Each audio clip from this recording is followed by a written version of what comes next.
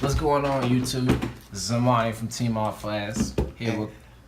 And Corey from Team Art Flash. Here with Corey again. We're gonna go into another guide for deck building today. This one is gonna be featuring slow control, and today we're gonna show you how to build Beerus using slow control.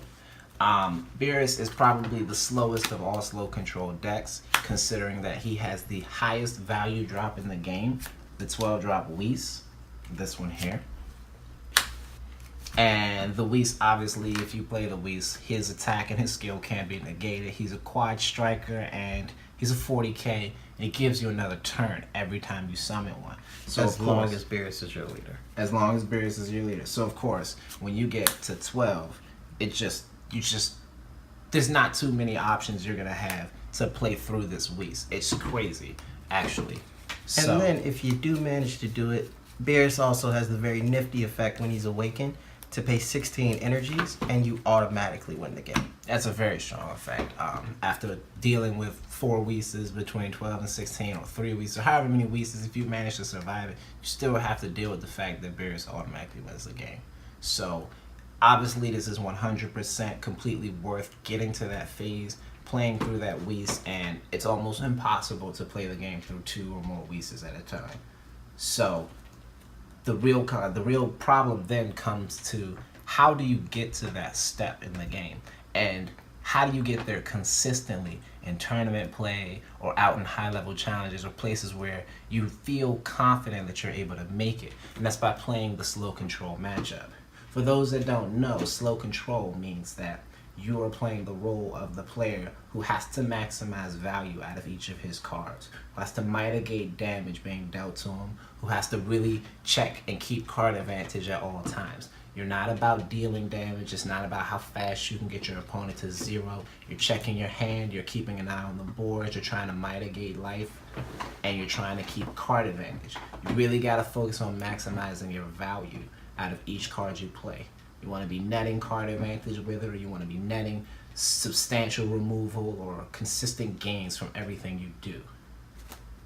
So with that, let's start with the obvious Beerus core, and that comes from these simple cards. Both of us, I'm playing a blue-green Beerus, and Corey is using a blue-yellow Beerus.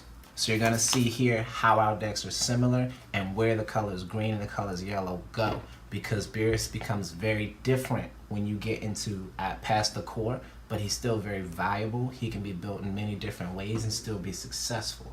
So we're going to go into a little bit of why we made our card choices and why we specifically chose our colors and why each of our builds are still successful in the long run. So of course, here are your cores. You have your bombas, your objections, resting attendant Whis, and obviously Judge of the Gods Whis.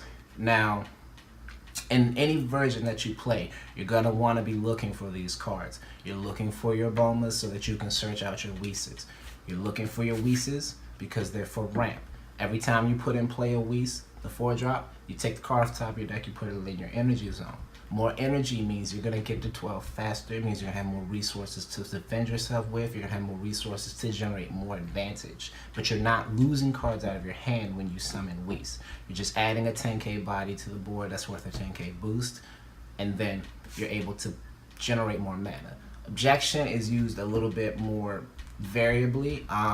It's not necessary to run the exact numbers of these cards that you see, but they're ramp cards. So you definitely want to be running at least some of each of them if your goal is to play into a 12 drop. And then even when you're playing your Whis, as I said, one Whis isn't exactly a game, depending on where you've worn your opponent down to, but one Whis is substantial damage. 2 Whis is almost always game. 3 Whis is impossible if you ask me. And 4 Whis, it doesn't even matter if I attack with them at that point because I've gotten 5 more turns uninterrupted. So from 12, charging a mana every turn, I'm going to hit 16. I don't have to do anything else but use Beerus at that point. So very, very valuable card. You don't have to play 4. You don't have to play 3. You're not wrong if you choose to play 2, 3, or 4. It's up to you. But in my opinion, at least having 3 or even having 4 is ideal. You never know where these things are going to end up close to the late game. You can mill it with Whis. You can have it in prizes. It can get credit from prizes and go straight to grave. It can get pulled out of your hand by a Broly or something. And then you'll have trouble fighting in the late game.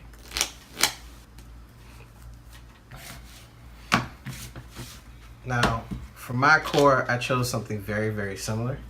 It wasn't similar like 2 seconds ago, but not this similar, but it basically is now. So I've heard a lot of questions on ratios between Whis and Bulma, ratios on how many objections you play, and even ratios on the Whis. And I want to kind of put my own perspective there. With Bulma and Whis, it really depends on the deck. I feel like a lot of people play mana ramp as some kind of god type thing in this game, and it really isn't. The best drop you can drop with mana ramp is Whis. Everybody else, you're negging a whole lot to try to play what in the end honestly feel like subpar drops, or even if they're a fantastic drop like a Beerus or Full Power Frieza or any of the more amazing cards, you almost would have been better off supporting them through a regular curve and then dropping them to get their maximum effect and winning the game, in my opinion. But since we are playing for 12, I wanted to make sure I had enough Whis and enough objection to get me there. So I played 3 and 3. So every Bulma corresponds to a Whis, and every objection is live. Now, I play objection a bit differently than normal. I don't immediately play objection unless I absolutely have to and now kill somebody or something like that, because hand advantage is a little more important in this deck than a lot of other decks, because you have so much control, and people understand how dangerous Beerus can be once you flip him over, and how much more advantage you're able to pull out of the deck once he's awakened, especially if they're not playing crit. So I just wanted to explain that. That's how I view the core.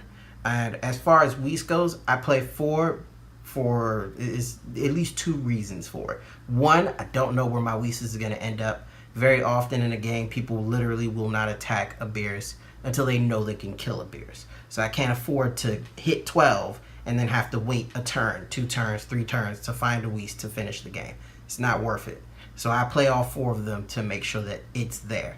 It's also so if I do it, I definitely have the second one to put the nail in the coffin. So it's super safe.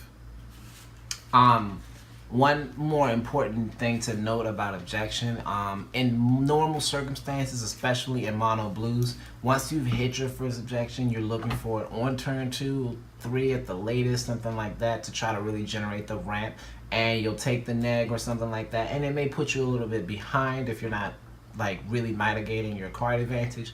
But in this particular deck, as Corey was saying, it doesn't have to be a turn 2 play. You don't have to sacrifice those cards out of hand. You don't have to go first and look at your hand and be like, oh, I'm going to be down 3-4 cards all game. My opponent's really not going to press me out for it. He saw objection. I can't really do much with these couple of cards left. I'm holding a Whis, etc., etc. Objection is live anytime you draw it in this deck, unlike in the other decks. You can get to turn 7, draw an objection, and still make value out of objection. Remember, you're trying to get to 12 mana. Until you hit 12, until you actually hit 16, all your objections are still very much usable in the deck.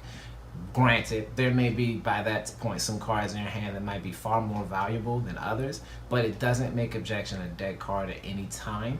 It's just sometimes it's more usable than at other times. In particular, when you're playing an aggressive matchups, note that Beerus on this side, his ability does require you to have at least 3 energy to use. And so if you're playing like an upfront Champa or somebody that's really in your face, playing objection on turn 2 may be the way to go, because they're giving you the cards back from your prizes, and you just can't afford to have their drops flood the board. So if you go objection on 2, you get the extra mana. You might keep it left open for like a Whis' Coercion. You may tap it for a blocker or something. The Beerus goes in, hits one guy and kills the other guy. That might be the necessary play, but that's not likely to be the necessary play, and as a result, objection is not always going to be your drop. In most cases, you'll be safer underdropping, playing a Boo to get some card advantage, playing a blocker, or playing a Bulma and pulling another Whis. Pulling all the Whis out of your deck earlier just means that you have safer draws, means that you have safer plays. You're not drawing Whis, and you're not drawing Bulma's late game, and excuse me, still having dead targets Like Bombas then become 5K boosts on board. It's the easiest card to boost with, in my opinion. It literally does exactly what it's supposed to do. As soon as it hits board, it's a 5K from that point on. So it never actually goes dead, thankfully. Once you get into the way to play objection, it's a part of a slow control matchup. When you really get in control and get the habit of controlling tempo, you're going to get more comfortable with being able to play these cards a little later in the game, not feeling like the world is over because you drew objection on turn 9 and you're being pushed. You should be able to make value out of each one of them. So now that we're past the core, we're going to go into the slow control concept. And as we were saying before, the concept of slow control is to really maximize your value and really push for card advantage. You're not trying to push your opponent from 8 to 0 as soon as possible. You're trying to make sure that his threats are mitigated, his damage is mitigated, and that you are controlling the flow of the game. You can sit back and feel comfortable playing your cards because you know you've got space here, you've got time there, you're not under any type of serious pressure. And that allows you to maximize the value of your stronger plays.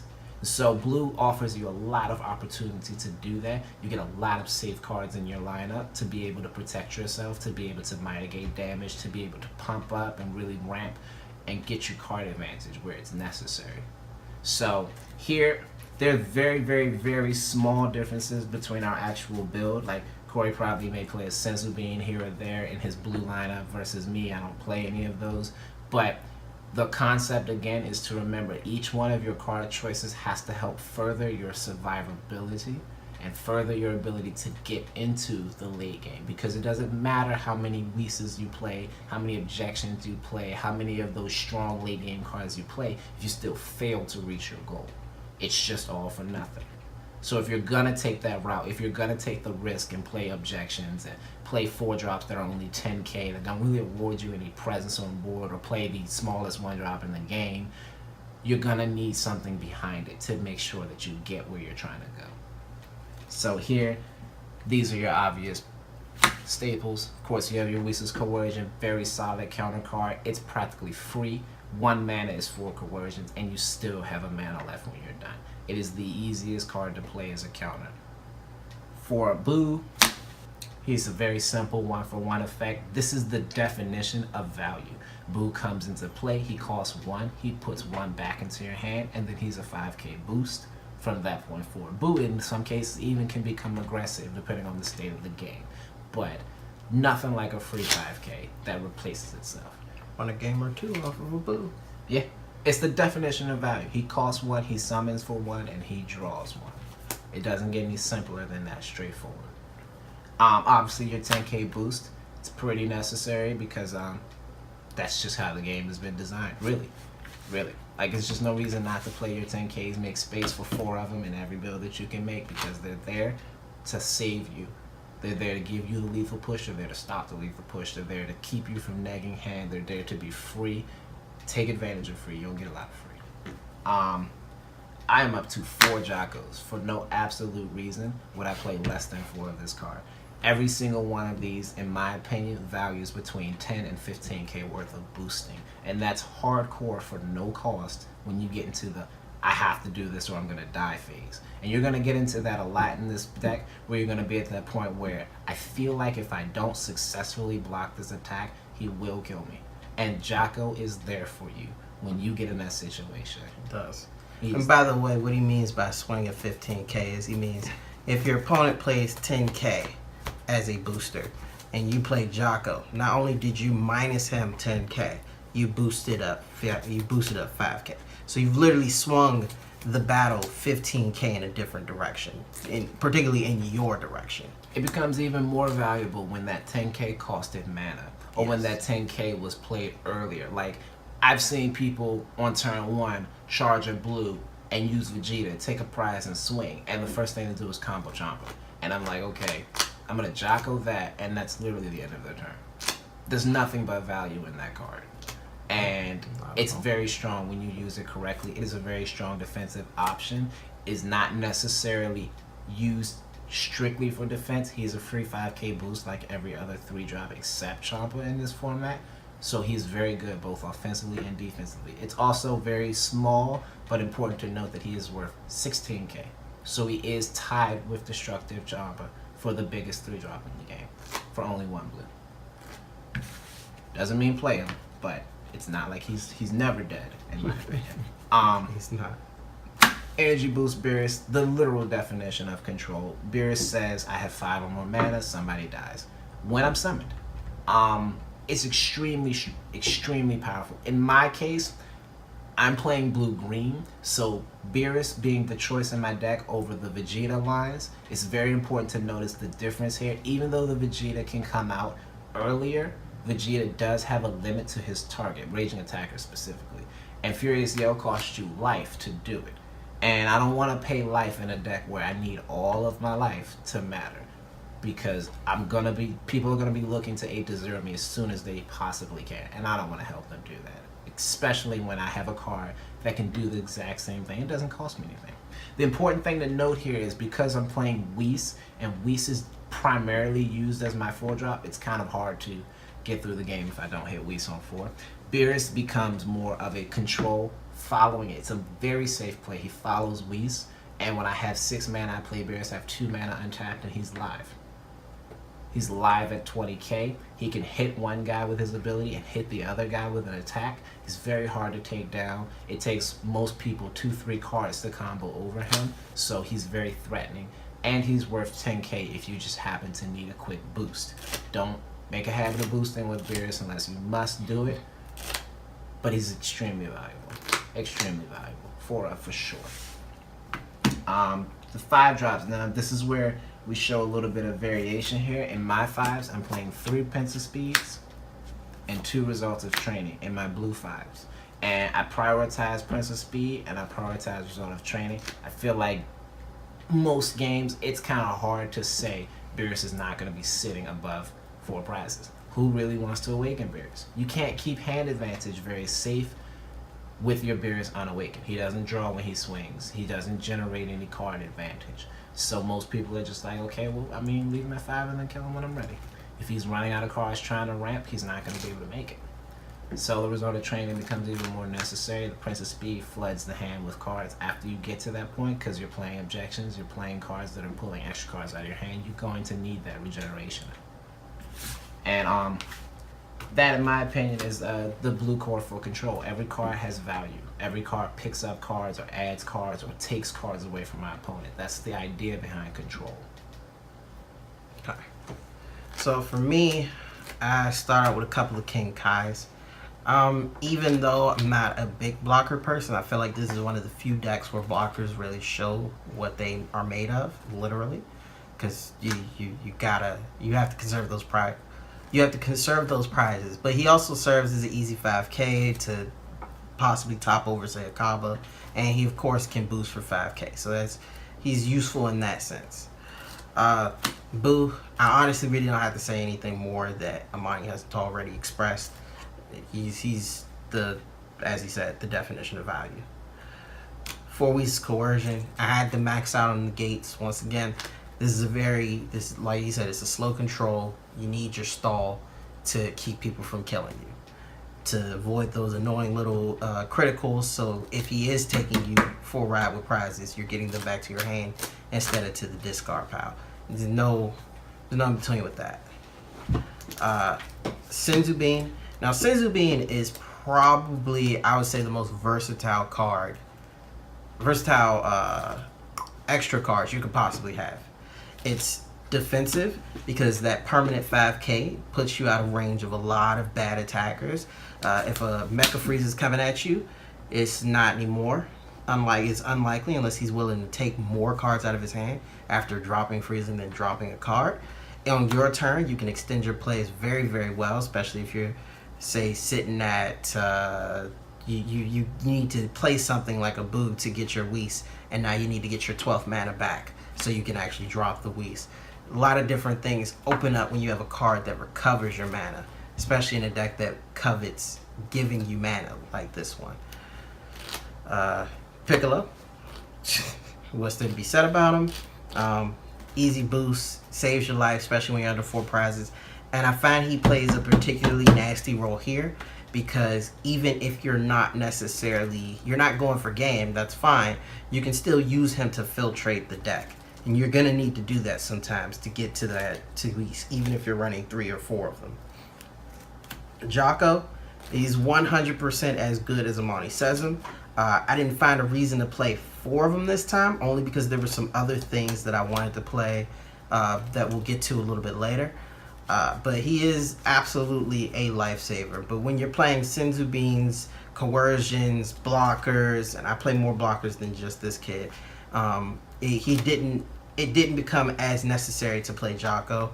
A lot of times I end up charging him because he's not necessarily a crucial card, especially in the early to mid game. Beerus, exactly what he said. The control on Beerus is amazing. He's also a card I couldn't play 4 of because of other options that I wanted to play. Princess Speed Vegeta, once again, we're treading the same territory here. Those extra cards to your hand, the ability to actually attack. And once again, a lot of these bigger drops in the later game, they're very good for pressuring certain matchups, particularly Vegeta. If you're playing Vegeta, you can't let him just sit there and pull prizes back and try to swing on you. You gotta stop that. You can't let that happen. And last but not least, result of training. I only played 2. Once again, to get a variety of other cards into the deck, I only played 2 in this case. But a lot of the times, like I said, they will do their best not to attack and get Beerus to flip. So when you're dealing with a situation like that, you have to have a way to awaken yourself. And as Amani said, it's much better to do so via a card like this than say a Kaba or Furious Yell Vegeta, because you need that life, especially in the case of Furious Yell Vegeta, because you never know what's in those prizes, and you need to make sure that if it is a Whis, if it is a Bulma, to get your Whis, or it's the 12-drop Whis, that you're going to get that back to your hand, and it's not going to go into the drop area. Now, it's important to note with resort of training, because I also played 2 resort of training. I don't feel like you need too many more than that. It's not an extreme priority to get awakened on turn 5 as soon as humanly possible. You can push a couple turns through without it, but you are going to start to deteriorate in the hand if you wait too long. But it's also important to note that as soon as you play Resort of Training, this is important for slow controls. Your opponent kind of flips his switch. If he's not trying to push you above 5 because he doesn't think you can awaken, you play Resort of Training, well, guess what? Now you're in the rush zone. It's no point in holding back anymore. If he can keep his cards above yours, giving you prizes, he's going to do it. He completely loses the incentive to not attack you at that point. So get ready to play the game if you're gonna go and resort to training up early. Just try to make sure that you do need those 2 cards, but you are able to defend yourself because you are going to get an onslaught of attacks following. There's no longer any reason not to. Yeah. So now, after that, we go into the final few cards of our deck. For me, I have 12 green cards in my deck. It's not a whole lot of green, so my choices are pretty straightforward. In Corey's list, Corey plays yellow, as we were saying, and I think Corey has even less splashes than I do. I think Corey's actually at 10 yellows. Yeah. So it's not a whole lot of difference in what the colors are going to award you, but we are going to go down into which color here and this color there, because each one has its own unique strategy that it awards you into the deck to help you survive. Both of them are very viable, so we really want you to hear it out here so that you can make more optimal choices. Because you can't be locked into one way to build Beerus. It's just not. You can't have a deck that you need to play for 8, 10, 12 turns and only have one single strategy. That's just crazy. You said yours is 12, right? Yeah. So if his is 12 and mine's is 10, that means if you needed to, you could side one of our splashes and be playing, while at the core of the same deck, something that works fundamentally different for a whole different matchup. Absolutely. It is without question possible that if you played a blue-green Beerus with my list or a list similar to mine, you could take the entire green engine out and put in Corey's yellow and play a fundamentally different strategy for the same reason. These are very simple, small splashes. They don't require a lot of hardcore commitment, and they do exactly what they're designed to do very well. So take a look at these here. In my greens, I got The extra 4 negates the full power energies. Now, when you go into green, you get the access to use full power energy, which is just an extra attack negate that also has a very unique role in helping to counter hyper aggressive decks. It does kill 1-drops when you activate it, but in this particular category, it is literally just an extra negate. It's a bonus if you get a 1-drop. Your 1-drop counter. Crusher Ball.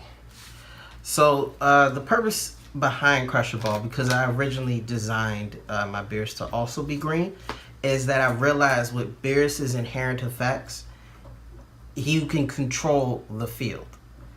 Anything 3 or below, you very much so have an effective control embedded into your leader. So it became crucial in my thought process that if I'm playing Vegeta, and that's particularly what yellow is good at stopping, Vegeta, in my opinion, it would be better to have these type of cards to stop the later game and the mid game drops that are going to be problematic. These are your assaults, your assault Vegetas. These are your Princess P Vegetas. These are your Gotenks. These are your Beeruses. All of these very, very problematic late game cards that come down and can swing and basically take half your health. I was like, need to be able to stop them. And that's why it in the end came down to this versus this. Right. It's pretty much the logical decision is in your 1-drops and in your late game. This is where you're going to really see the variance between the two colors. In Crusher Ball's case, Crusher Ball is clearly the superior negation. There is no card in the game that can attack through a Crusher Ball in this current meta. And it's very important to note that any battle card you summon is vulnerable to Crusher Ball. Now, of course, there are some targets that are more viable than others, which is what really makes Crusher Ball shine towards the mid-late game. You don't get auto attack effects. That's no Vados, no Mecha Frieza, no God Break Goku. It's the only card that can stop God Break Goku. No Beerus, General Demolition, none of that nonsense that you would still get if I full power energied you. But you only get 1 Crusher Ball per card. Even Whis himself. No Whis for the turn. Now, granted, you are going to get your next turn, but it's important to note that if any card can stop Whis, it's Crusher Ball. So that just kind of shines its power for 1 yellow mana. It's a very strong card. But you only get 1 Crusher Ball per summon. Once it's Crusher Ball, you need to deal with it then. You can't play another Crusher Ball behind it. So that's where you see the variation in the two. But they're both very solid negates. They're very good at what they do, and they're very good at helping to extend your life. Now, I'm going to play a set of Krillins here in my 1-drops here because I don't have any actual other blockers, and as Corey was saying, blockers are actually pretty important. They're noteworthy in a slow control deck because they help you to pick and choose between which attacks you are going to take and which attacks you don't take. They also have some unique role in pulling control cards from your opponent. It's actually kind of amazing how many times I pull a Goten or a Beerus to target my Krillin instead of targeting an actual card of value, and my opponent still can't get through. It's actually kind of nuts. You're a blocker. In this similar role, I played both Qui and a Frieza's Call. A lot of people wonder why I play 1 Frieza's Call. Well, I'm not going to say a lot of people, but a fair amount of people are going to be like, why 1 Frieza's Call and 3 Quis? Why 1 Frieza's Call and 3 Quis? Fundamentally, it comes down to the fact that Qui costs 2 yellow. That really what it is. So Frieza's Call serves several purposes. I can play Frieza's Call for 1 yellow, get a Qui, and he comes in tapped, and then next turn he's a live blocker who can stop any leader who hasn't awakened and a lot of other threats. Or I can not do that, charge it, and eventually have my Crusher Ball mana, and then eventually drop Qui as a regular drop. It also gives me a little bit of extra filtration. It gets me the ability to look through my deck. Little useful knickknacks about it. And fundamentally, playing 1 Frieza's Call in 3 Quis is the same as playing 4 Quis. They're the same difference, except you might save mana. Yeah, important to note. Lastly, we go into the difference here in our late game, and for me, it's Super Saiyan Gotenks. I've got 4 of it, and that would obviously constitute to 12 to 10. I don't think Corey is going to play 4 of his late game choice. It's not like Gotenks. Gotenks is a very, very high priority card. It's very powerful, and it still, to me, is the safest 5-drop in the game. It comes into play, it untaps 2 of your mana after you summon it and replaces itself in the hand. Playing late game like these, it's important to have because you never know when you're going to be in a situation where you can't rely on getting to 12. You don't want your deck to just be linear play. It has to play 10 turns to win because that's kind of crazy. Some decks just aren't going to give you that space, and you need to be able to flex. You need to be able to adapt to the situation and be able to play a different type of control. You may sometimes have to take the fight to the board in order to keep control. You can't just sit back and sit on the gates and hope that you have enough boost to stop everything. Sometimes you're going to have to beat somebody off the board. And Gotenks is very strong at that. Gotenks also allows me to generate late game pressure the way Corey said Prince of Speed does when it comes to a matchup where you're just sitting on 2 prizes and you think, oh, it's Beerus. He's not going to get me from 2 to 0. Gotenks is very good at proving you wrong. Now, the only reason I chose Gotenks over obviously like Broly, because Broly's very strong in slow control, is because I only play 12 green. Broly costs 4 green. And that's kind of hard to imagine that I can summon more than 1 Broly in a game without charging every green card I draw. So that's kind of a hard commitment for me, and I prefer Gotenks because he's loose, he's flexible, and he replaces himself and half the mana he costs. Now my late game option is full power Frieza. I particularly chose this because, as I said, with Senzu Bean, with Kui, with a lot of these cards, they completely stop your opponent's turn. Your opponent goes from having a bunch of guys and about to swing out at you and try to game you to pass. He's 20k. I'm not going to, even if I can have the whole Frost line out here and I got to combo every single one to try to even threaten him. I'm not doing that. Pass. 4-drop Frost will go through. If I have more than 4 prizes. I got you. But in general, it goes from I'm going to swing a whole lot to, nah, you're good. Pass. And Frieza does very much the same thing. Because it's not too many people who's going to be like, I'm just going to keep running into the 25k and he's just going to untap and look at me stupid. Because that's really what's going to happen.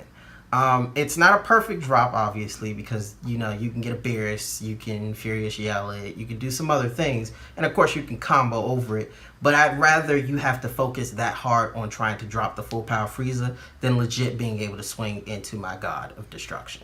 So that's where that logic was.